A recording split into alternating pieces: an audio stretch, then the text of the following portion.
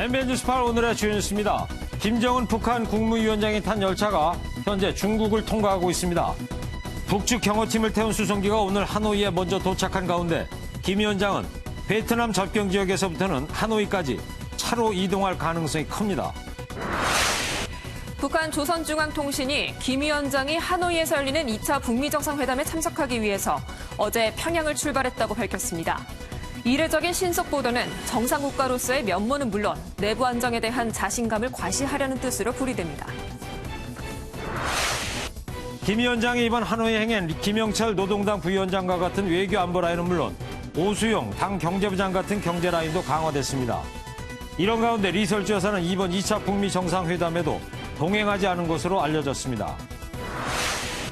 클럽 버닝썬의 마약 거래 의혹을 계기로 마약과의 전쟁을 선포한 경찰이 강남 유흥가에서 마약을 팔던 40대 남성을 구속했습니다. 경찰은 이 판매상에게 마약을 사서 투약한 프로골퍼 등 7명도 같이 입건했습니다.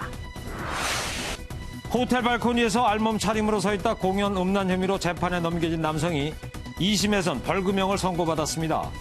2심 재판부는 성행위를 묘사하거나 성적 의도를 나타내지 않아도 음란 행위라고 판단했습니다. 지리산 국립공원의 북방산 개구리가 지난 19일에 산란한 것으로 확인됐습니다. 지난해보다 열흘가량 빨라진 것으로 올겨울이 예년보다 따뜻했기 때문으로 분석됩니다. 여러분 안녕하십니까? MBN 뉴스8 시작합니다. 북미 2차 정상회담 이제 사흘 앞으로 다가왔습니다. 네, 김정은 위원장을 태운 전용 열차가 어제 평양을 출발해서 중국 대륙을 따라 내려가고 있습니다. 늦어도 모레 26일 오후에는 하노이에 도착할 것으로 예상된다고 하죠? 네, 그럼 베트남 하노이 현장 연결해서 지금 상황 알아볼까요? 네, 이수아 기자. 지금 열차 행군 중인데 김 위원장 어디쯤 가고 있을까요? 네, 어제 오후 평양을 출발한 김정은 위원장은 하노이까지 4,500km 거리를 우선 열차로 이동하고 있습니다. 당초 예상과는 달리 베이징을 통과하고 텐진을 통과해 광저우로 남하하고 있는 것으로 알려졌습니다. 열차 속도가 시속 60km 정도임을 감안한다면 모레 새벽에는 베트남과 중국 접경 지역에 있는 동당역에 도착할 것으로 보입니다. 김 위원장의 도착이 임박하면서 이 베트남 접경 지역 경계는 점점 삼엄해지고 있는 모습입니다. 네, 그럼 김 위원장이 접경 지역에 도착하면 하노이까지는 어떻게 이동을 하는 건가요? 네, 동당역에서 하노이까지 가는 방법은 두 가지입니다. 차량으로 바꿔 타거나 계속 철로를 이용하는 방법인데요. 계속 철로를 이용한다면 이곳 하노이역으로 도착하게 됩니다. 영상에서 보시다시피 하노이역까지 들어오는 철로는 좁은 주택가를 통과하는 데다 주변 유동 인구가 많아 보안 문제가 있습니다. 특히 동당에서 하노이까지 170km 구간 도로는 오는 26일 오전부터 그러니까 김 위원장이 도착해 하노이로 이동할 것으로 예상되는 시각 모든 차량 통행이 금지될 것으로 보여 육로 이동 시나리오에 힘이 실리고 있습니다. 도로를 통제한 상태에서 차로 하노이까지 이동하면 2-3시간 정도 걸리기 때문에 26일 오후에는 하노이에 도착할 것이란 예상입니다. 지금까지 하노이역에서 MBN 뉴스 이수아입니다. 네, 김 위원장 일행 도착은 모레 화요일이 되겠군요. 자, 그런가 하면 김 위원장의 경호 인력 100여 명은 오늘 하노이에 도착했습니다. 번호판 없는 김 위원장의 벤츠 차량 옆에서 V자 경호 모습도 볼 수 있을 것 같고요. 평양에서 공수한 물자도 수송기 편으로 하노이에 도착했습니다. 하노이에서 신재우 기자입니다. 하노이 노이바이 공항에 착륙해 있는 비행기 한 대. 후미에는 북한 인공기와 P914라는 표시가 붙어 있습니다.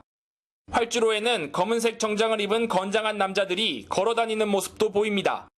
김정은 위원장이 회담 기간 중 사용할 물자와 경호를 책임질 인력 100여 명을 실은 고려항공 소속 북한 수송기가 하노이에 들어온 겁니다. 물자와 경호 인력은 트럭, 버스, 승합차에 나눠 실려 현지 경찰의 호의를 받으며 VIP 통로를 이용해 공항을 빠져나왔습니다. 이들은 공항에서 나온 지 1시간 만에 김정은 국무위원장의 숙소로 유력한 멜리아 호텔로 들어갔습니다. 지난 남북, 북미 정상회담에서 V자 경호로 주목받았던 경호원들이 입국하면서 김 위원장 전용 방탄벤치의 반입 여부에도 관심이 쏠리고 있습니다. 지난 1차 회담 때도 북한 P914 수송기가 싣고 온 전력이 있는 만큼 김 위원장 전용 차량도 경호 인력과 같이 들어왔을 가능성이 큽니다. 트럼프 대통령 전용차인 더 비스트는 이미 하노이 시내의 모습을 드러냈습니다. MBN 뉴스 신재호입니다. 북한 매체들은 김정은 위원장의 평양 출발 소식을 오늘 오전에 일제히 보도했습니다. 조선중앙TV 리춘희 앵커는 김정은 동지께서 평양을 출발하셨다 이렇게 전했는데요. 베트남 도착에 앞서 동선을 공개하는 건 매우 이례적인 일입니다. 이동화 기자입니다. 북한의 조선중앙TV가 오늘 오전 9시 특별 편성으로 김정은 위원장의 평양 출발 소식을 보도했습니다. 김정은 동지께서 제2차 조미순회 상봉과 회담을 위하여 평양을 출발하셨습니다. 검은색 코트 차림으로 평양역에 나타난 김 위원장은 군 의장대의 사열과 당과 정부, 군 간부들의 환송을 받으며 열차에 올랐습니다. 화면을 보면 김 위원장은 어제 오후 4시 반쯤 환송 행사를 마치고 5시쯤 평양역에서 하노이로 출발했습니다. 최고 지도자의 신변 안전을 위해 동선을 사전에 공개하지 않던 북한이 김 위원장의 베트남 도착이 이틀이나 남았는데도 출발 소식을 먼저 전한 건 다소 이례적입니다. 앞서 지난해 6월 1차 북미 정상회담 때에도 북한 매체들이 김 위원장의 평양 출발 다음 날에 보도했지만 비행기를 타고 갔기 때문에 이미 도착한 후 소식이 전해졌습니다. 또 개방적인 관행은 김정은의 스타일이라고 봐야겠죠. 변화된 모습을 보임으로써 정상국가의 리더 그런 이미지를 좀 만들고. 노동당 기관지 노동신문도 하노이 방문 소식을 사진과 함께 일면에 실었습니다. 북한 매체들은 2차 북미 정상회담이 오는 27일부터 28일까지 이틀간 베트남 하노이에서 열리고 베트남 공식 친선 방문도 예정돼 있다고 전했습니다. MBN 뉴스 이동화입니다. 이번에는 김정은 위원장 수행단의 면면을 살펴보겠습니다. 1차 싱가포르 수행원들은 모두 포함됐고요. 눈에 띄는 것은 경제 담당 간부가 추가됐다는 겁니다. 이번에도 리설주 여사는 수행단에서 빠졌는데 현송월 단장은 포함됐습니다. 하노이에서 주진희 기자 보도 보시고요. 관련 뉴스 추적하도록 하겠습니다. 싱가포르에 이어 베트남에서도 북미 퍼스트레이디의 회동은 성사되지 않을 것으로 보입니다. 열차 탑승 명단에 리설주 여사가 호명되지 않았고 모습도 포착되지 않은 겁니다. 그 불확실성을 안고 퍼스트레이디를 다 가지고 갔다가 나중에 그 성과가 없다. 그렇기 때문에 제 생각에 첫 번째 만남이 퍼스트레이디를 대동하지 않은 만남이었거든요. 반면 1차 싱가포르 회담 때 수행했던 인물들은 이번에도 모두 포함됐습니다. 비핵화 협상을 이끄는 김영철 부위원장뿐 아니라 최근 모습이 보이지 않았던 최선희 부상까지 들어갔습니다. 눈에 띄는 부분은 이번에 경제 담당 간부가 새롭게 추가됐다는 점입니다. 경의하는 최고 영도자 동지를 모시고 김용철 동지, 이수영 동지, 김평애 동지, 오수영 동지. 김평애는 인사이동을 책임지는 당 간부부장이고 오수용은 경제를 맡고 있는 경제부장. 미국이 내놓을 대북제재 완화 카드에 대해 오수용이 경제청사진을 그리고 이를 실현하기 위한 인사이동을 위해 김평애도 넣은 것으로 보입니다. 수행단에 김정은 위원장을 수발하는 김여정 부부장뿐 아니라 현송월 단장까지 포함돼 북미가 하노이에서 북미 문화예술 교류를 논의하는 게 아니냐는 추정이 나오고 있습니다. 하노이에서 MBN 뉴스 수지입니다. 네, 김정은 위원장을 태운 특별 열차가 오늘 오후에 텐진을 거쳐서 중국 대륙을 관통해서 베트남으로 남하하고 있습니다. 김 위원장은 4시간의 비행 시간 대신에 60시간의 열차를 선택했는데 그 이유 등 자세히 지금부터 추적해 보도록 하겠습니다. 최중인 기자 나와 있습니다. 자, 최 기자, 왜 비행기를 타지 않고 불편함을 감수하면까지 열차를 이용을 했을까요? 네, 많은 전문가들이 4시간에서 5시간이면 비행기로 가는 하노이를 60시간에 걸쳐서 열차를 이용한다. 네. 그럴 가능성이 높지 않다고 전망을 했지만 결과적으로는 틀렸습니다. 그만큼 우리가 김정은 위원장을 모르고 있다 이렇게도 볼 수가 있는데요. 일단 처음부터 유력 후보지인 다낭보다 하노이를 선택한 것도 하노이까지 열차가 가능했기 때문인데요. 북한은 일찌감치 이런 특별 열차편을 염두에 두고 준비한 것으로 보입니다. 네. 또한 후원자 역할을 하는 중국을 과정을 지금 거쳐간다는 정책 의미도 있고요. 베트남의 성장 모습을 김정은 위원장이 직접 지켜볼 수 있는 경제 발전에 대한 강한 의지도 담겨 있습니다. 네. 하지만 무엇보다 할아버지 김일성에 대한 향수를 불러일으키면서 북한 내부에 대한 결집 그리고 단속 강화 측면이 커 보입니다. 네. 김정은 위원장은 왜 이렇게 할아버지를 따라서 하고 싶어 할까요? 지금 보시는 것처럼 좀 많이 닮았는데요. 예. 일부러 또 김일성처럼 살도 찌우고 닮게 하려는 노력도 했습니다. 네. 이 이미지를 비슷하게 하려는 것은 혈통과 적통성에 김정은 위원장가 자꾸 문제가 거론되기 때문입니다. 김정은 위원장의 어머니 고영애 씨가 제일교포 출신이어서요. 김일성이 며느리로 인정하지 않았다는 얘기가 있습니다. 그래서 김정은 위원장이 1984년생으로 추정이 되는데 김일성이 죽었던 1994년 10년 동안에 좀 사진도 같이 찍지 않고 어울리거나 이뻐하지도 않았다고 합니다. 할아버지하고 찍은 사진이 한 장도 없다. 한 장도 없대요. 예. 그런데 이복형인 장남 김정남은 김일성과 찍은 사진이 있고요. 예. 또 예뻐한 것으로 전해지면서 자신은 이런 식으로 북한 주민들에게 김일성과 이미지를 결부시키는 방법을 최선으로 선택하는 겁니다. 네. 그런 점에서 이제 할아버지를 닮고 싶어 한다. 네. 자, 열차를 탄 김정은 위원장 지금쯤 중국 대륙 어디쯤 달리고 있을까요? 앞서 기사에서도 보셨듯이 평양에서 하노이까지 4,500km, 네. 지금 오후 1시에 텐진을 통과한 것으로 확인이 됐습니다. 예상 경로 지도가 나오고 있군요. 네, 지금 시속 60km로 갈 경우에는 26일 모레 오전에 도착할 것으로 지금 예상이 됩니다. 네. 동당역에 도착을 하게 되면요, 하노이까지는 차량으로 이동할 가능성이 있습니다. 170km 정도가 되는데 우리나라에서 봤을 때에는 서울에서 대전 정도의 거리, 예. 2시간에서 3시간 정도면은 하노이에 도착할 것으로 보입니다.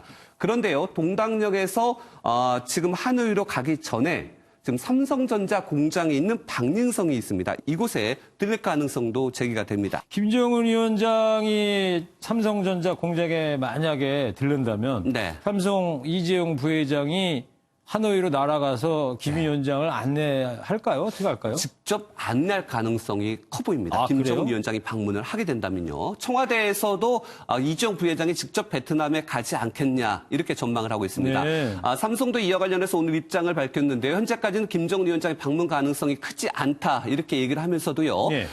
지금 김정은 위원장의 동선과 거의 일치되는 게 김창선 부장이 지금 방문했던 지역과 거의 일치합니다. 그랬죠. 그렇기 때문에 김창선 부장도요. 이 박寧성 삼성 공장을 방문한 것으로 전해지고 있습니다. 네. 만일의 사태에 대비해서 지금 삼성도 준비를 하고 있는 것으로 예. 전해지고 있습니다. 그런데요, 마침 UAE 왕세제가 26일 날 방한을 합니다. 우리나라에 온다고요? 그렇죠. 이때도 이재용 부회장이 안내를 하게 되는데 그렇게 된다면은 이재용 부회장이 전용기를 타고 오전에는 김정은, 오후에는 왕세제를 안내할 가능성도 있습니다. 그럴까요? 그렇단 말이죠. 트럼프 미 대통령은 언제쯤 하노이에 도착할까요? 트럼프 대통령은 회담 전날인 26일에 하노이에 도착할 것으로 보입니다. 네. 미 언론들은 현지 시간으로 25일 트럼프 대통령이 에어포스 원 전용기를 타고 떠날 것으로 지금 예상을 하고 있습니다. 싱가포르 북미 회담에서도 이틀 전에 도착을 해서 다음 날에는 루세룽 총리 만났고요. 다음 날 김정은 위원장과 담판을 벌이기도 했습니다. 네, 그랬죠. 이번에는 앞서 기사에서도 보셨지만 김정은 위원장의 부인 리설주 여사가 특별 열차에 탑승을 하지 않았습니다. 따라서 멜라니아 여사도 에어포스 원에 탑승을 하지 않을 것으로 예상이 되면서 두 사람의 만남은 성사될 가능성이 없어 보입니다. 네. 하지만요, 김정은 위원장의 여동생인 김여정과 또 트럼프 대통령의 큰딸인 이방카가 둘이 만날 가능성은 여전히 남아 있습니다. 네. 그럴 수도 있겠군요. 네. 자, 이제 사실상 북미회담이 하노이에서 이제 시작됐다고 볼 수도 있는 건데 지금 청와대도 이 부분을 상당히 주목하고 있겠죠? 그렇겠죠. 문 대통령 오늘 큰 일정 잡지 않고요. 베트남을 향하고 있는 김정은 위원장과 관련해서 시시각각으로 보고를 받은 것으로 전해지고 있습니다. 네. 비핵화와 상응 조치, 스몰딜이 아닌 빅딜의 성과에 대한 기대감을 품고요. 그동안 이견을 좁히는 데 집중해왔던 문 대통령은 27일까지 얼마 남지 않았지만 그때까지라도 계속해서 물밑에서 중재자 역할에 주력을 할 것으로 보입니다. 네. 북미 회담 이후에는 트럼프 대통령이 얘기한 것처럼요. 직접적으로 공유를 하기 위해서 한미 정상회담 가능성도 있습니다. 북미 회담 끝나고 나면 그 성과에 따라서 김정은 위원장의 서울 답방도 예측을 해볼 수 있는데요. 일단 북미 회담 결과를 북미 간의 실무적인 협상과 실행을 위해서는 한미 정상회담 이후에 김정은 위원장의 답방 가능성도 있습니다. 네, 알겠습니다. 자, 봄도 오고 있는데요. 하노이 2차 북미 정상회담 좋은 결실이 있기를 기대해 보겠습니다. 최중락 기자였습니다. 네, 북미 정상이 만나기까지 이제 사흘 남았습니다. 회담을 준비하는 북미 실무협상단은 오늘도 의제 협상을 하고 있는데요. 진행 상황은 어떤지 하노이 현지에 나가 있는 취재기자 연결해서 들어보도록 하겠습니다. 자, 조창훈 기자, 지금 어디입니까? 네, 저는 지금 북미 의제 실무협상이 열린 하노이 디파르크 호텔 앞에 나와 있습니다. 주말도 없이 진행이 되고 있다고요? 네, 그렇습니다. 어제에 이어 오늘도 비건 미 대북 특별대표와 북한의 김혁철 대미 특별대표가 이곳 호텔에서 만났습니다. 오전에 호텔을 나섰던 비건 대표와 실무진은 오후가 되어서야 다시 모습을 나타냈는데요.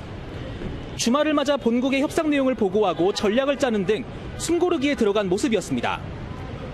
이곳 시간으로 오후 2시 반쯤 진행된 의제 협상은 약 2시간 반가량 진행된 뒤 조금 전 끝났습니다. 북미 간 막판 줄다리기 싸움이 치열했던 것으로 전해지는데 이 같은 상황은 앞으로 본회담까지 사흘간 계속될 것으로 보입니다. 현장에선 비건 대표가 오늘 성당에서 미사를 본 데다 어제 취재진을 향해 엄지를 치켜드는 모습까지 포착되면서 전체적인 분위기는 그렇게 나쁜 것 같지 않다는 분석이 나오고 있습니다. 네, 조 기자, 의제만큼이나 두 정상의 의전도 중요하죠. 이 김 위원장의 의전을 담당하는 김창선 부장의 움직임 오늘 어땠습니까? 네, 김정은 위원장의 집사로 불리는 김창선 부장의 동선도 오늘 온종일 분주하게 움직이는 모습이었습니다. 오전 중 숙소를 빠져나온 김 부장은 박철 아태평화위 부위원장과 메트로폴 호텔 컨퍼런스 룸을 찾았습니다. 북한 의전팀이 메트로폴을 찾은 건 어제에 이어 이틀 연속, 하노이에 도착한 뒤로는 8번째입니다.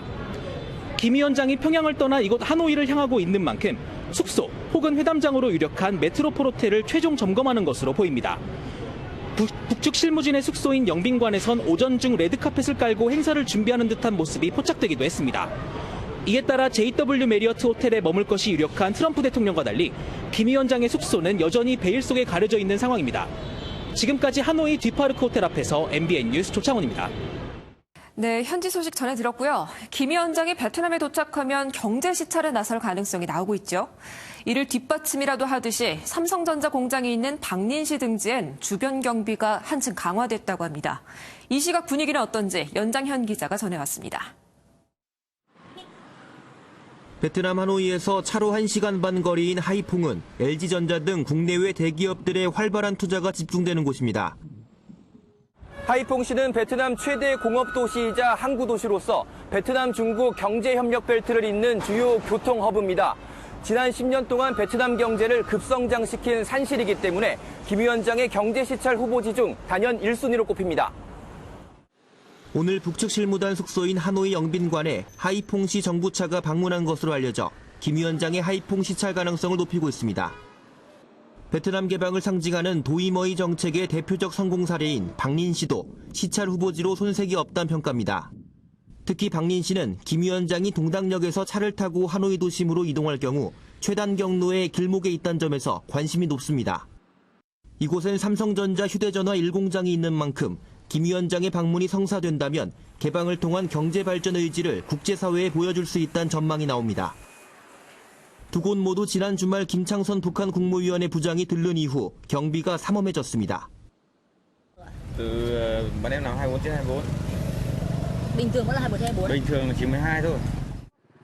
하노이 도심에서 약 1시간 거리인 타이 응우옌 삼성전자 공장 단지도 인근 도로 통제설이 제기되면서 시찰 후보지로 떠오르고 있습니다. 하노이에서 MBN 뉴스 연장현입니다. 클럽 버닝썬에서 마약을 거래한 정황에 포착돼 경찰이 수사에 나선 지 약 한 달이 지났는데요. 평범한 주부와 프로골퍼 등이 SNS에서 마약을 산 뒤에 강남의 또 다른 유명 클럽에서 함께 투약한 사실이 확인돼서 경찰에 꼬리를 잡혔습니다. 박자은 기자의 보도를 먼저 보시고요. 경찰이 이른바 마약과의 전쟁을 선포했는데 이 뉴스 추적하겠습니다. 한 여성 모델이 선정적인 자세를 취하고 있고 강력 물뽕, 수면제 등의 글자가 눈에 띕니다. SNS에서 쉽게 찾아볼 수 있는 글인데 구매 의사가 있으면 연락이 가능한 아이디도 친절하게 소개해줍니다. 이런 식으로 거래글을 올려 마약을 판매해온 40대 남성 김모 씨가 경찰에 붙잡혔습니다. 구매한 마약을 강남 유흥가에서 받은 뒤 인근 클럽에서 종업원과 함께 투약한 40대 주부와 20대 프로골퍼 등 7명도 덜미가 잡혔습니다. 이들은 마약을 숨긴 장소의 좌표를 찍어주면 직접 가서 찾아오는 이른바 던지기 수법을 이용했습니다. 내가 지금 강남 쪽이다. 그러면 강남 쪽에 와서 어디 논현동이나 예를 들어서 뭐 잠실이나 어디 와가지고 담배값 같은데 돈을 좀 넣어놔가지고 어디다 넣어놓고 사진을 찍어서 보내라. 김 씨는 SNS를 통해 연락이 오면 대포 계좌를 개설해 돈을 받고 고속버스, 수화물 등에 숨겨 마약을 운반한 것으로 밝혀졌습니다.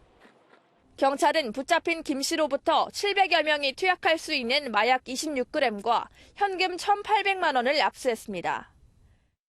경찰은 일단 클럽 버닝썬 사건과의 연관성을 일축했지만 김 씨 외에 공급책과 투약자가 추가로 있는지 등을 수사하고 있습니다. MBN 뉴스 박지안입니다.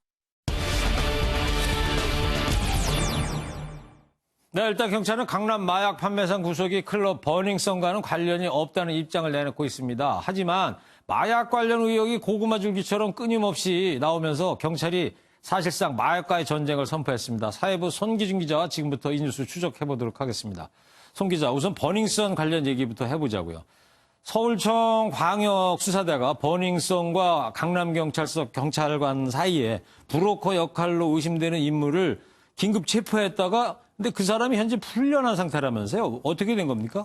앞서 경찰이 전직 경찰관 강모 씨를 긴급 체포한 뒤 지금 현재 구속영장을 신청한 상태에 있습니다. 네. 근데 강 씨는 클럽 버닝썬과 담당 경찰들 간 연결고리를 한 의혹을 받는 인물입니다. 하지만 검찰은 돈이 오간 사건인데 관련자와 뇌물수수 이유 등에서 조사가 부족하다며 이를 반려했습니다. 따라서 검찰 지휘를 받는 경찰은 일단 강 씨를 풀어준 상태입니다. 네, 검찰이 이제 영장 청구를 안 했기 때문에 그래서 그 용의자를 풀어줬다. 네, 그렇습니다. 네. 그렇단 말이죠. 돈이 오갔다고 하는 이들을 둘러싼 의혹, 이 사실입니까? 신청이 반려됐다고 해서 이들을 둘러싼 의혹이 완벽히 해소된 건 아닙니다.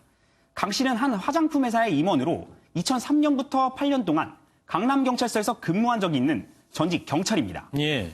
지난해 여름 이 회사는 버닝썬에서 홍보 행사를 열었는데 이를 두고 한 미성년자가 버닝썬에 출입했다는 신고가 경찰에 접수됐습니다. 네. 여기서 경찰은 강 씨가 행사 차질을 우려한 버닝썬 측의 요청으로 현직 경찰관들에게 금품을 건네 사건을 무마했다고 의심하고 있습니다. 풀려나긴 했는데요. 강 씨는 곧 다시 소환돼 경찰 조사를 받게 될 것으로 보입니다. 네, 그렇군요. 사실 이번 사건의 시작은 이 버닝썬 클럽에서의 폭력 사건에서 촉발됐던 거 아닙니까? 근데 그걸 의혹의 한가운데 있는 강남경찰서가 수사한다는 그런 비판도 있었는데 결국 사건에서 이제 손을 떼게 된 거예요, 강남경찰서는? 아, 예, 그렇습니다. 이제 서울지방경찰청이 사건의 중대성을 고려하고 수사의 공정성과 신뢰성을 담보하기 위해서 버닝썬 폭력 사건을 광역수사대로 이송하기로 했다고 밝혔습니다. 강남경찰서와 버닝썬 사이에 유착관계도 있는데 사실 이걸 강남경찰서가 지금 수사하고 있는 것 자체도 우스운 일입니다. 그래서 광수대가 마약뿐 아니라 폭력 사건과 성추행 사건 모두를 수사하게 됩니다. 네, 그렇게 됐군요. 자, 마약에다가 또 뭐 검은동 커넥션 이런 의혹들이 일파만파로 지금 커지면서 경찰이 뭐 사실상 마약과의 전쟁을 선포했다고 하는데 어떻게 된 건지 좀 얘기 좀 해줘 보실래요? 아, 내일부터 이제 3개월 동안 경찰이 클럽 등을 중심으로 마약 범죄 근절을 위한 집중 단속 기간을 선포했습니다. 경찰은 마약 유통과 같은 1차 범죄와 이를 이용한 성범죄, 그리고 범죄를 통해 확보한 불법 촬영물을 유포하는 범죄까지 근절하겠다는 방침을 밝혔는데요. 근데 이런 집중 단속에는 전국 경찰서 마약 수사관 1000여 명을 비롯해 형사와 여성청소년 등 수사부서 인력이 대거 투입해 사실상 전면전을 치를 예정입니다. 네, 뭐 대규모로 지금 마약 단속을 이제 시작할 것 같긴 한데요. 네, 기대를 한번 해보고. 근데 이 문제가 된 이 버닝썬과 같은 클럽 도대체 전국에 얼마나 됩니까? 잠깐 이제 영화 한 장면만 보고 가시겠습니다. 근데 영화 속 보면 이 술자리에서 극중 주인공이 마약을 투약하는 장면이 나옵니다. 근데 이번 버닝썬 사건에서도 이처럼 클럽 내 VIP 공간에서 마약을 투약했다는 의혹이 있습니다. 근데 이런 버닝썬 같은 클럽은 서울 강남과 홍대, 그리고 이태원 일대, 그리고 부산과 서명 등 전국적으로 10개에서 20개 안팎으로 파악되고 있습니다. 네. 이제 최대 20여 개 안팎이지만 다 뭐 마약을 한다 이런 거는 아닌 거고요. 아, 예, 그렇습니다. 버닝썬과 같은 형태의 클럽이 저 정도 된다 이런 이야기죠. 예, 맞습니다. 알겠습니다. 근데 이 속칭 물뽕으로 불리는 GHB라는 마약? 이 마약은 적발이 어렵다는 말이 있는데 사실입니까? 예, 그렇습니다. GHB의 정식 명칭은 따로 있는데 흔히 술에 타먹는 물뽕으로 불리고 있습니다. 네. 지난 2008년이죠. 국가수가 GHB에 대해 알코올류에 타서 마시면 효과가 강해 의식불명 상태에 이를 수도 있고 외국에서는 이미 데이트 강간 약물로 불린다고 적시했습니다. 네, 술에 타서 마시면 더 강력해진다? 예, 그렇습니다. 근데 하지만 물뽕은 대마초나 필로폰과 달리 몸에 들어가도 쉽게 사라지는 게 문제입니다. 잠깐 전문가 의견 듣고 오시죠. 네. 1시간 정도면은 거의 반이나 4분의 1 정도로 줄어들어 버려요. 대부분이 간에서 분해가 돼버리고 소변으로 배출되는 양도 거의 없어요. 따라서 물뽕을 이용한 성범죄가 적발된다면 최대한 빨리 약물 검사가 이루어져야 합니다. 네, 알겠습니다. 클럽 버닝썬을 둘러싼 여러 의혹이 일파만파로 커지고 있습니다. 속 시원하게 의혹이 해소될지 앞으로 경찰의 마약과의 전쟁 관심 갖고 지켜보도록 하겠습니다. 지금까지 손기준 기자였습니다. 네, 다음 소식입니다. 윤창호법이 시행된 지 이제 2달째인데 음주운전 소식이 정말 끊이질 않습니다. 인천에서는 하룻밤 사이에 2건의 음주운전 사고가 났고요. 목포에서는 만취한 외국인이 운전대를 잡아서 5명의 사상자가 발생했습니다. 노승환 기자입니다. 구급대원이 특수 절단기로 차 앞유리를 자릅니다. 옆으로 누운 차 안의 운전자는 혈중 알코올 농도 0.12%의 만취 상태였습니다. 인천의 한 교차로에서 우회전을 하다 차가 전복돼 그 자리에서 운전자가 경찰에 체포됐습니다. 흰색 승용차가 처참하게 부서졌습니다. 인천의 한 고가도로에서 한 음주운전자가 균형을 잃고 가드레일을 들이받았습니다.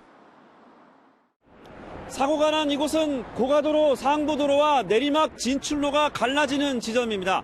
만약 차량이 고가 위에서 추락했다면 더 큰 참사로 이어질 뻔한 아찔한 상황이었습니다. 전남 신안군에서는 지난 23일 1톤 트럭을 운전하다 중국인 5명을 연달아 치고 달아난 태국인이 하루 만에 경찰에 붙잡혔습니다. 음주운전 처벌을 크게 강화한 윤창호법 시행 2달이 넘었지만 위험천만한 음주운전은 멈추지 않고 있습니다. MBN 뉴스 노승환입니다. 한 남성이 낮 시간에 호텔 발코니에서 알몸으로 서 있다가 이를 본 여성의 신고로 재판에 넘겨졌는데요. 1심에서는 무죄, 2심에서는 공연 음란죄로 벌금형을 선고받았습니다. 법원이 이를 음란 행위로 본 이유를 장명훈 기자가 전해드리겠습니다. 지난 2017년 9월 부산의 한 호텔을 찾은 30대 남성 A씨. 이튿날 정오 야외 수영장이 내려다 보이는 객실 발코니에서 약 3분간 알몸 상태로 서 있었습니다. 때마침 이를 목격한 30대 여성이 깜짝 놀라 A씨를 경찰에 신고했고 검찰은 나체 상태로 음란 행위를 했다는 목격자 진술을 토대로 A씨를 재판에 넘겼습니다. 1심 재판부는 목격자가 잘못 봤을 수도 있고 배우자 바로 옆에서 음란 행위를 하는 건 상식적으로 이해가 되지 않는다며 무죄를 선고했습니다. 하지만 2심의 판단은 달랐습니다. 호텔 발코니에 나체로 서 있는 행위는 음란 행위에 해당한다며 벌금 50만 원과 성폭력 치료 프로그램 이수를 선고했습니다. 재판부는 A씨가 발코니가 외부에서 보이는 점을 알고 있었고 중요 부위를 가리려고 노력하지 않아 고의가 인정된다고 판단했습니다.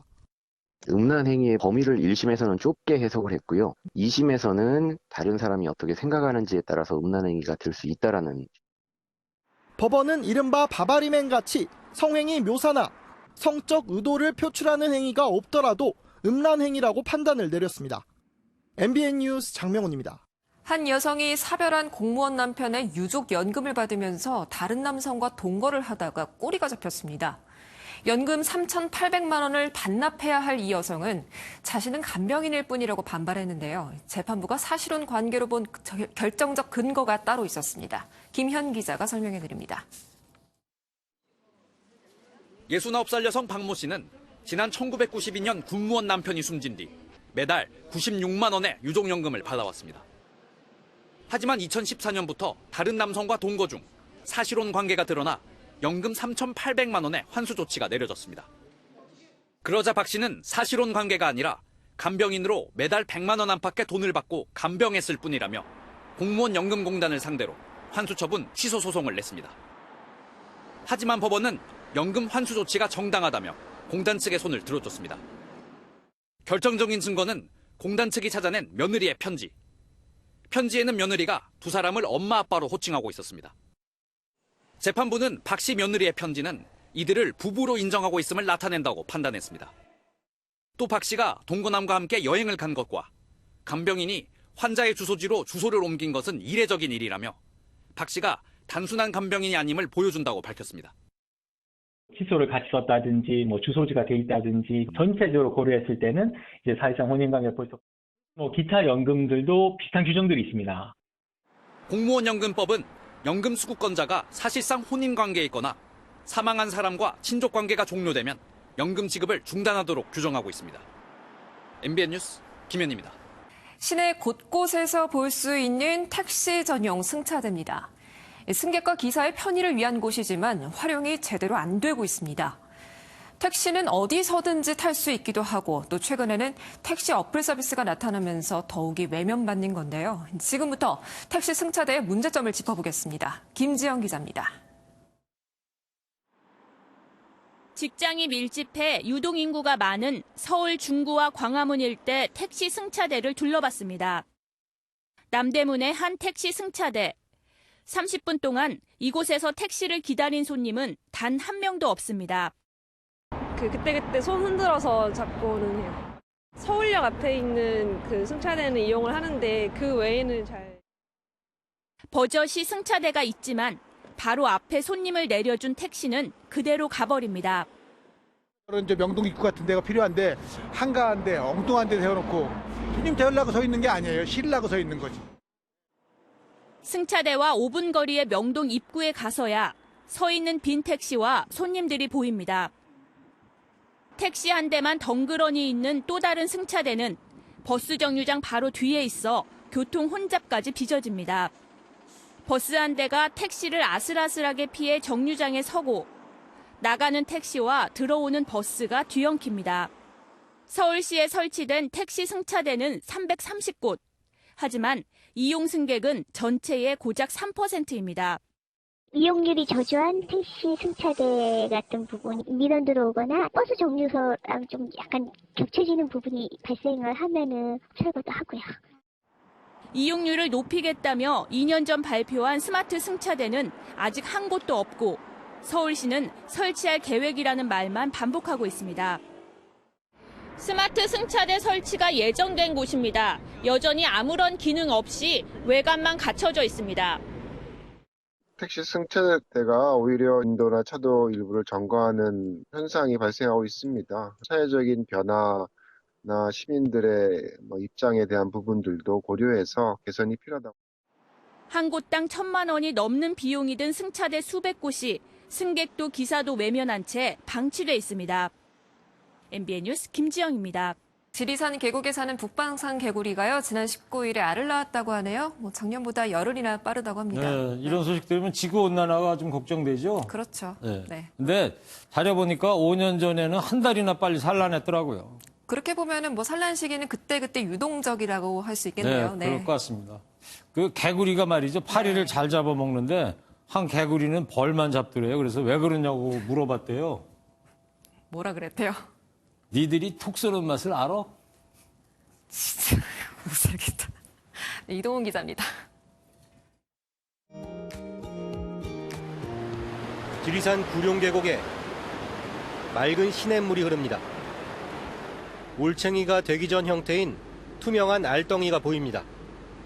포근한 날씨가 이어지면서 북방산 개구리도 겨울잠에서 일찍 깨어났습니다. 매서운 추위를 자랑했던 지난해와는 다릅니다. 올해 지리산 구룡계곡 북방산 개구리 첫 산란일은 우수였던 2월 19일로 작년보다 10일 빨라진 것으로 확인되었습니다. 갯가에 올챙이 한 마리 꼬물꼬물 헤엄치다. 5년 전보다는 18일이나 늦지만 4년 전보다는 13일이나 빠릅니다. 변덕스러운 겨울 기온 때문입니다.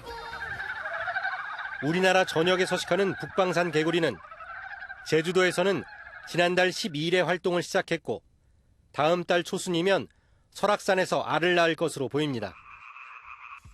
다음 달 6일 경칩을 앞두고 개구리들이 서둘러 겨울잠에서 깨어나며 봄을 재촉하고 있습니다.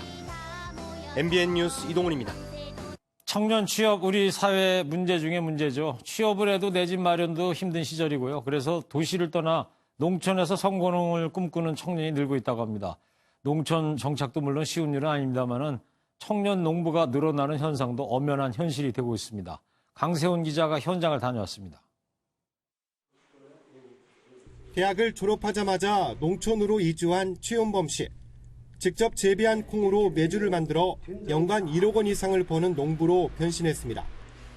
부모님께서 원래 제가 도시에 나가 직장을 잡길 원하셨는데 도시에서 삶이 제 적성에 맞지 않더라고요. 올해 26살인 성혜원 씨도 취업 대신 농부의 길을 선택했습니다.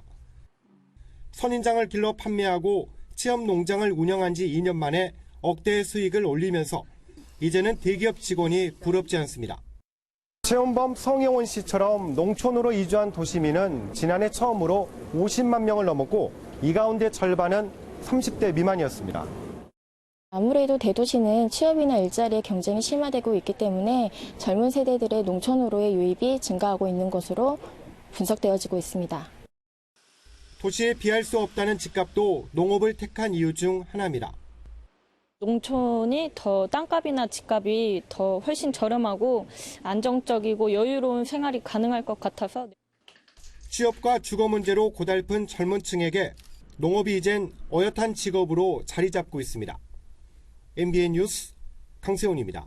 양희영 선수가 LPGA 투어 혼다 타일랜드에서 우승했습니다. 통산 4번째 우승인데 이 대회에서만 3승을 올렸습니다. 김동환 기자입니다. 6m가 넘는 긴 퍼팅이 홀컵으로 빨려듭니다. 호주 교포 이민지와 공동 선두로 출발한 양희영은 4번 홀부터 5홀 연속 버디를 낚아 3타 차로 앞서 나갔습니다. 그런데 하늘이 심수를 부렸습니다. 후반 낙뢰로 경기가 중단되면서 흐름이 끊겼고 소나기가 온 뒤 보기까지 범해 한때 공동 선두를 허용했습니다. 하지만 양희영은 16번 홀 그린 밖에서 시도한 버디 퍼팅을 홀컵에 떨어뜨리며 다시 앞서 나갔고 18번 홀 버디로 마무리하며 이민지를 한타 차로 따돌렸습니다. 시즌 첫 승과 함께 통산 4승째를 올린 양희영은 이 대회에서만 3번 우승하는 기염을 토했습니다. 2013년 하나 외환 챔피언십에서 데뷔 첫 승을 올린 뒤 2015년부터 2년 간격으로 혼다 타일랜드 우승컵을 들어올렸습니다. I'm not sure. I'm just enjoy coming here. I love the golf course. I love the tournament. I'm just enjoying it so much. Yeah. 신지은이 4타를 줄이며 단독 4위에 올랐고 맏언니 지은이도 절묘한 벙커샷을 선보이며 5위로 대회를 마쳤습니다. MBN 뉴스 김동환입니다. 부쩍 포근해진 날씨 덕에 옷차림은 가벼워졌지만 미세먼지 때문에 마음은 무겁습니다. 오늘도 곳곳에 미세먼지 농도가 높았는데요. 월요일인 내일도 대부분 지역에 공기가 탁하겠습니다. 서울을 포함한 수도권과 강원 영서, 충청과 호남, 경북의 미세먼지 농도가 종일 나쁨 수준을 나타내겠습니다. 오늘 서울은 한낮에 14도 가까이 오르며 무척 온화했습니다. 내일도 포근한 날씨는 계속되겠는데요. 서울의 아침 기온 2도, 낮 기온은 10도로 평년보다 높은 기온을 나타내겠고요. 이후로도 기온이 크게 떨어지지 않겠습니다. 다만 낮과 밤의 기온차가 10도 정도 크게 벌어지니까요. 아침과 저녁을 대비한 옷차림 하셔야겠습니다. 현재 전국에 맑은 하늘이 드러나 있습니다. 내일도 고기압의 영향으로 전국이 대체로 맑겠고요. 한낮에 서울이 10도, 대전이 12도까지 오르겠습니다. 오늘 밤부터 내일 아침 사이 내륙에는 안개가 짙게 끼겠습니다. 교통안전에 유의하셔야겠습니다. 영남 동해안은 밤부터 빗방울이 떨어지는 곳이 있겠습니다. 수요일과 목요일에는 남부지방에, 토요일에는 전국에 비가 내리겠습니다. 날씨였습니다. 2차 북미 회담을 앞두고 백악관이 공개한 기념 주화죠? 네, 앞면에는 2차 회담 상징하는 2자가 크게 있고 남북미 3개국 정상들 이름이 있고 뒷면에는 국기가 있네요. 지금 뭐 앞면 하단을 보니까 영어가 쫙 써 있잖아요. 그게 뭐라고 써 있는 걸까요? 네, 영어 발음이 시원찮습니다만 네. 익스트로너들이 타임스, 리카이어, 커레이저스 리더십. 해석 한번 해보시죠. 해석을 해볼까요? 비범한 시절에는 대담한 리더십이 필요하다. 뭐 이렇게 되겠네요. 네, 좋습니다. 대담한 리더십 기대해 보겠습니다. 네, 저도 마찬가지입니다. 자, 시청자 여러분, 역사적인 한 주가 시작됐습니다. MBN 뉴스 8 마칩니다. 행복하십시오.